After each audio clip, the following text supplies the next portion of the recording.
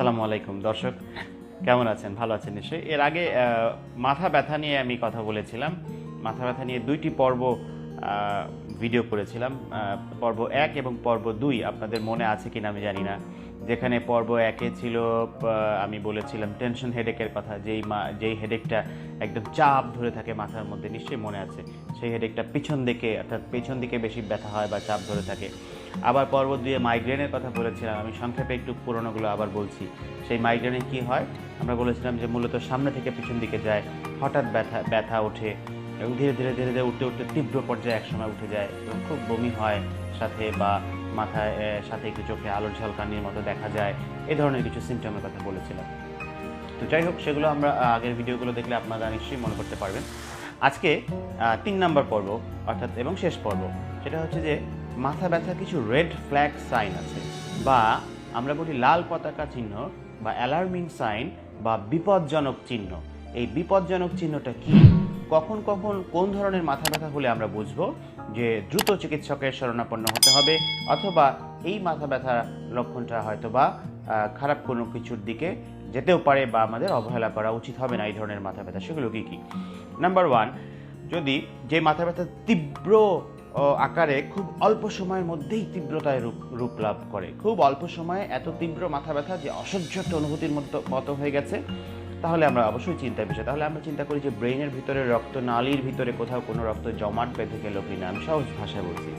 অথবা আমরা চিন্তা করি যে সাবঅ্যারাকনয়েড হেমোরেজ বলে একটি রোগ আছে, যে সেটা কোথাও রক্তপাত হচ্ছে কিনা ব্রেনের ভিতরে, অথবা রক্তনালীতে জমাট বেঁধে গেল কিনা, এটা আমরা চিন্তা করি। অথবা মেনিনজাইটিস বলে এক ধরনের রোগ আছে, যে মস্তিষ্কের উপর একটা আবরণ আছে মেনিনজেস, সেটার কোনো প্রদাহজনিত রোগ হচ্ছে কিনা, সেগুলো আমরা চিন্তা করি। এটা হচ্ছে ফার্স্ট ওয়ান। আমরা 5টা পয়েন্ট মনে রাখবো। সেকেন্ড পয়েন্ট কি? সেকেন্ড পয়েন্ট মনে রাখবো যে যদি কোনো তার নিউরোলজিক্যাল কোনো সাইন থাকে বা উপসর্গ থাকে।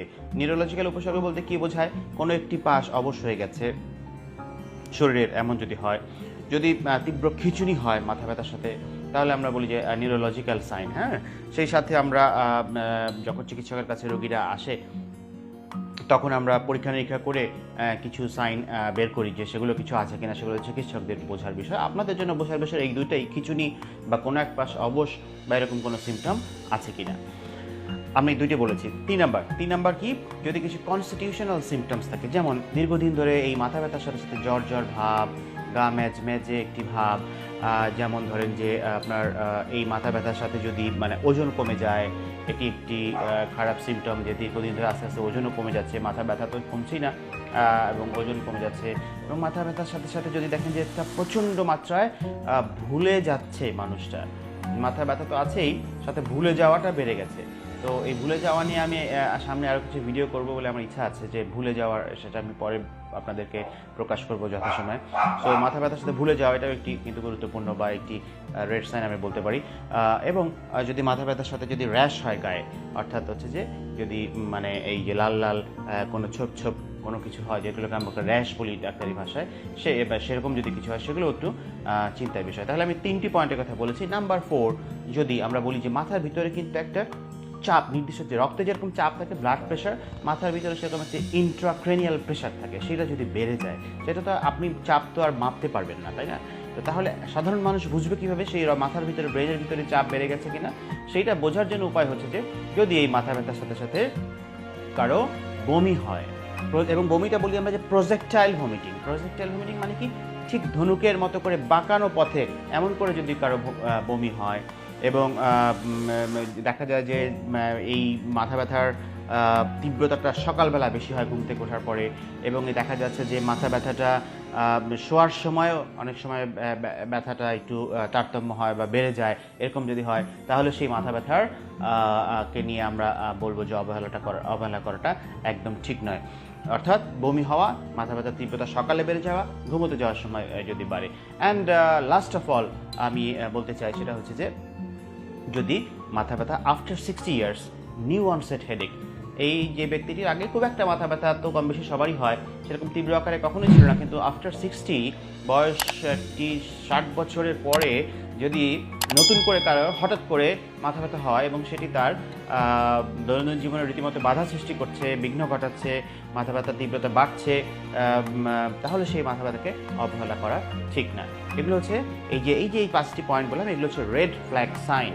এছাড়া আরও যে মাথা ব্যথার কথা আমি এর আগে বলেছি, এর আগের ভিডিওগুলোতে, সেগুলো কিন্তু মোটামুটি আমরা জানি যে খুব ভয়ঙ্কর কিছু না, খুব খারাপ কিছু না। এবং আপনাদেরকে একটি কথা এর আগেও বলেছি, যেই মাথা ব্যথা লম্বা সময় ধরে থাকে সেই মাথা ব্যথা নিয়ে চিন্তার কিছু নাই। অ্যাকিউট বা হঠাৎ যেগুলো হয় সেগুলো নিয়ে আমরা চিন্তা পড়ে যাই, এবং যদি এই ধরনের কোনো সিমটম থাকে তাহলে সেগুলো একটু চিন্তার বিষয়, আদারওয়াইজ কোনো চিন্তার কিছু নাই।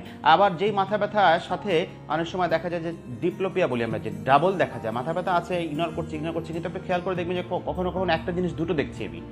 মাথা ব্যথার সাথে যদি এরকম সিমটম থাকে তাহলেও বুঝতে হবে কোনো সমস্যা আছে।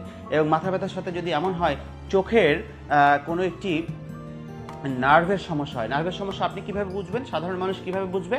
সাধারণ মানুষের বোঝার জন্য উপায় হচ্ছে যে যেটা বললাম, দুটো দেখছে, অথবা চোখের আইবলটা একদিকে সরে গেছে, অথবা এক পাশে দেখা যাচ্ছে যে চোখের যে পাতাটা আমরা বলি সহজ ভাষা আইলিড, সেটা একটু নিচে নেমে গেছে। এরকম যদি হয়, যেগুলো চোখকে টেনে ধরে রাখে নার্ভগুলো বা চোখকে ফাংশনিং করতে হেল্প করে, ওই নার্ভ যদি অচল হয়ে যায় তাহলে চোখের মনিটা একদিকে চলে যেতে পারে বা পাতাটা একদিকে নেমে যেতে পারে। এগুলো যদি সাথে থাকে বা আপনি ডাবল ভিশন দুইটা দেখছেন যে কোনো জিনিস, এমন যদি হয় মাথা ব্যথার সাথে, তাহলেও কিন্তু আমরা একটু খারাপ কিছু সন্দেহ করি। তো এরকম কিছু হলে অবশ্যই খুব দ্রুত চিকিৎসকের কাছে যেতে হবে। ভালো থাকবেন। মাথা ব্যথা নিয়ে আমাদের এই 3টি পর্ব, এই 3 নাম্বার পর্ব এটাই ছিল এবং এটি শেষ পর্ব। আরও যদি কোনো কিছু জানার থাকে আপনারা আমাকে ইনবক্স করবেন।